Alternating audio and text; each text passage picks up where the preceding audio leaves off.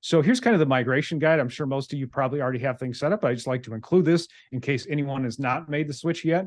So here's kind of what we recommend is set up and install GA4.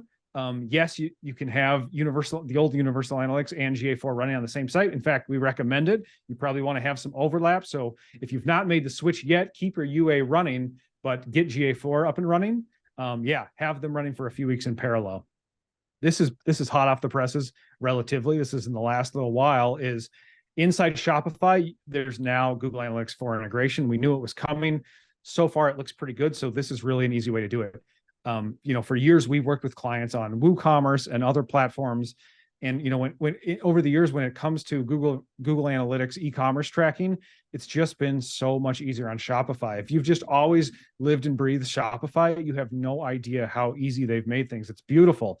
Even with WooCommerce and WordPress plugins, it always seemed to take a developer to get things right. Now, if you're not on Shopify, it's okay. There obviously are plugins that help. In general, we recommend Google Tag Manager for all our clients to implement it that way. I literally just changed this because of the Shopify integration. I realize most people are on Shopify. Use that. It's going to be much easier. You just kind of plug in your GA4 ID and you're off to the races. So I will share the slides as well. So if you need any help with Google Tag Manager, it's something to look at as well. There's a lot of great resources on YouTube there. What's nice to see is Google is I think leaning more on Google Tag Manager in general. And so some of the events and things that people are tracking, Google Tag Manager is going to be helping to do that in GA4. But the native stuff that's working out of the box in Shopify, it's great right now. It's pretty good right now. It's only going to get better. And then, don't forget to connect GA4 with your other accounts. I actually crossed off Google Ads account. We're not doing this right now. Part of the reason is that the data structure is going to be different and things like that. So our Google Ads conversion tracking, we're going to rely on Google Ads for that for now. We're not currently connecting GA4 to Google Ads. At least if we do, we don't want to connect the conversions just because it's going to be a different model. Google Search Console is where you get your SEO data. Google Merchant Center, go ahead and connect those up. And then Google Looker used to be called the Google Data Studio. I'll mention a little bit about that today. So you create yourself a new property. You're going to create a data stream. And notice how it'll ask you, is this for an app? Is this for a website? What have you? You're creating that stream. And you can see some of the events below. My zoom is right in the way, but this is enhanced measurement. So it used to take Google Tag Manager to track things like scroll depth, clicks, video views, file downloads, sometimes even form interactions, things like that. What's nice is GA4 has gotten smarter than Universal Analytics. And so a lot of these things will work out of the box. Not all form submissions will work. So you'll have to go in and check and see if your contact page form is getting picked up as an event. But this is pretty good out of the box. Google has understood that, the web has changed.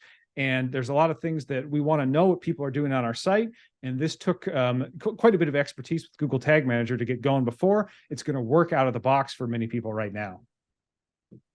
This is the new Shopify access.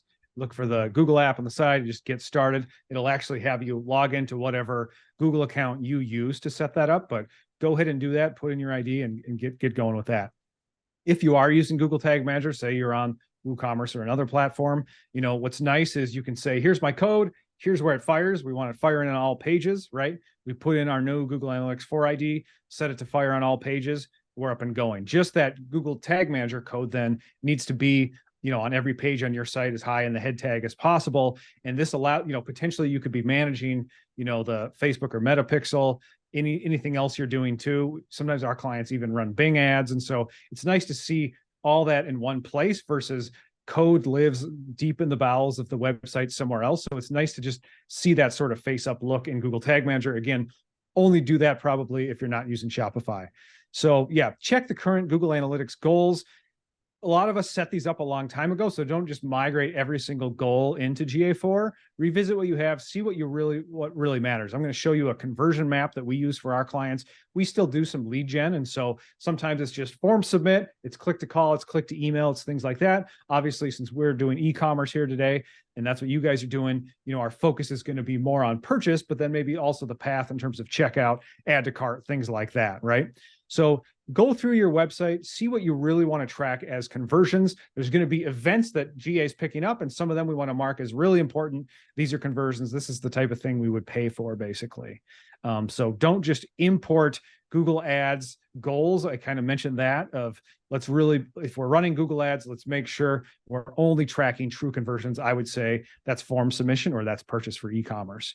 And then anything else in Looker or Google Data Studio, that's going to need to be rebuilt as well in terms of with a new data source. We can talk about that. Here's an example conversion map.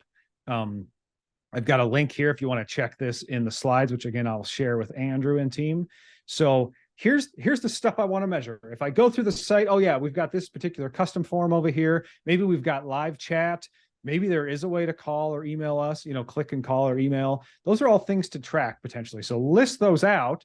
And then you're going to want to, if we're not on Shopify, we're going to want to be tracking these here. If we are on Shopify and Shopify is not picking them up, we may need to look into using GTM or Google Tag Manager to help us track some of these things. Is it set up in Google Analytics 4? Great. And then potentially you'll see in the conversion map as well, if you wanted to track, hey, do we have Facebook tracking correctly? Do we have Bing tracking correctly? Or, TikTok, anything else you could do, potentially you could be running this way. All right. Once our events are in there, we can go into this events report. This is on the admin side, and you can kind of see the list of events. Now, this isn't going to work on day one. So if you're just getting GA4 going, you're going to need to wait a while to see what's going on your site. Once you have those, you're going to have existing events, and we can see things like, begin checkout, add to cart, et cetera, et cetera. Now, I've clicked here, mark contact form submit as a conversion because that is a lead. It may not be a purchase, but that is a lead. So I would say that's a conversion. Purchase is default here marked as well. So that's great to see. If there's anything else that really rises to the level of a conversion where it's really something you would pay for or something that's really important to track in your business, go ahead and add that as well. I think it's debatable whether add to cart, begin checkout, et cetera. If you want to use those as conversions, go right ahead. We can drill down in the reports to see more of that. So yeah, like we've mentioned, scroll depth, video view, form submission, clicks, could be outbound clicks, could be file downloads, could be all kinds of things. GA4 is now picking up pretty well out of the box. Go ahead and identify anything you want to have happen on your site and put that in your conversion map. Don't just blindly migrate everything that's in Universal Analytics if you've been using that for years, and then get your events up and going. If you need, if there's any events that are not showing up inside GA4, you may need Google Tag Manager to help with that. Yep, here's a filled out conversion map example. Here we go. I might even just put in the analytics details if we need to. It's pretty clear from that other one. If you just click the toggle, this is a conversion. So that's nice.